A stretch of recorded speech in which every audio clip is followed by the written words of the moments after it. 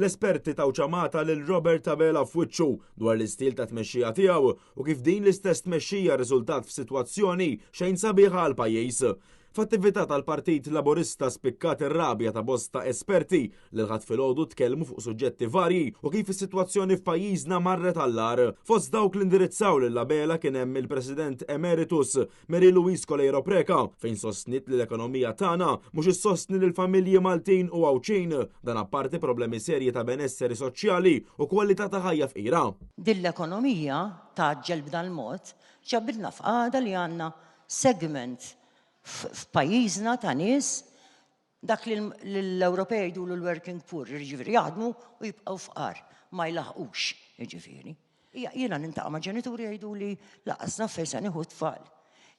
Nintaqa' ma' tfal u ninkollu it-tfal, inkollu tfal u żgħażagħ u l-adolescenti. M'għandniex fejn ilagħbu sejf, b'mod inklusiv u b'mod imħadd. Is-Segretarju Ġenerali tal-General Workers Union Joseph Buġeja sostna li l-ġid mhux jilħaq lil kulħadd bid-direttur ta' Caritas Malta Anthony Gatt aċċena bosta sfidi ekonomiċi li l-familji tal-lum qed iħabbtu wiċċhom magħhom.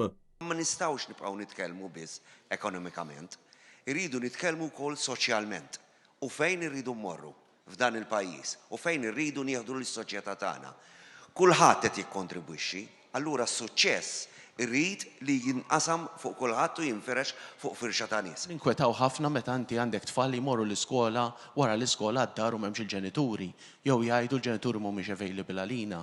Ovvjament hemm l-isfida wkoll li hawn familji li jħossu laqqas jaffordjaw it-tfal għal raġuni oħra, ġifieri għandek l-estremitajiet nerġa' nirrepeti, għax huma kollha medjin bil-materjal jew nkellax ma jlaħqux. Tkellem ukoll ir-rappreżentant tal-UHM li qal kif il-modell ekonomiku ta' pajjiżna ma jistax ikompli għaddej kif inhu. Fl-2010 ħaddiema barranin kemm mill-Ewropa u kemm minn barra l-Ewropa kien jammont tal-5%, illum jammont tal-35% li 26% minnhom terġa' huma barra mill-Unjoni Ewropea.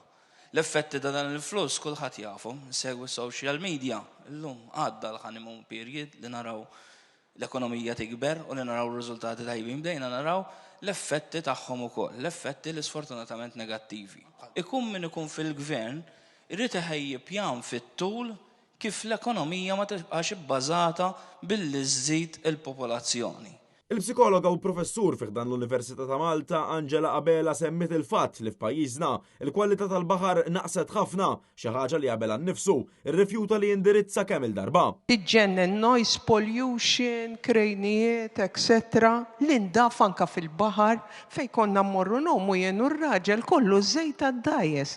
Kieku jien sur Prim Ministru nagħtaħulhom dak li qed ittihom id-dajes. Qed tarawni naqas stretta, imma istrina l-baħar b'xej għal kulħadd kollu żejt u r-ratings tal-baħar naqsu ta' ċarezza tal-baħar.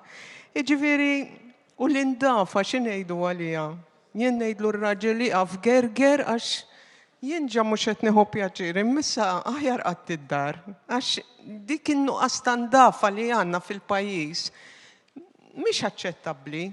Mux immur il-baħar u wieħed qed ipejjeb il-ħaxixa ma' ġembi jagħmilli wġieq ta' ras. Quddiem din il-kritika kbira li ġie faċċjat minna Robert Abela der visibilment skomdu dan fil-waqt li jażel li jinjora kull kumment li sar u minflok għalaq l-attività b'diskors qasir ħafna ta' inqas minn 10 minuti. Diskors qasir fejn Abela prova jiġbor ġieħu fil-konfront tal-kritika qawwija mill-esperti u msieħba soċjali li attendew għal din l-attività b'differenza l Partit Nazzjonalista ilu għal dawn l-aħħar snin jindirizza kull tema li dawn il-professjonisti indirizzaw u kritikaw bil-kbir lil Abela għannu ta' azzjoni min-naħa tal-gvern tiegħu. Mhux hekk biss, imma l-Partit Nazzjonalista saħansitra provda studju dokumenti għal soluzzjonijiet ta' dawn il-problemi li ħafna minnhom ġew kawża ta' ekonomija bbażata fuq il-kwantità minflok fuq il-kwalità. Ekonomija li applikaħħa l-Gvern Laburista, iżda il-Gvern Laburista għażel li jdaħħal rasu fir-ramel u jinjora soluzzjonijiet provduti mill-Partit Nazzjonalista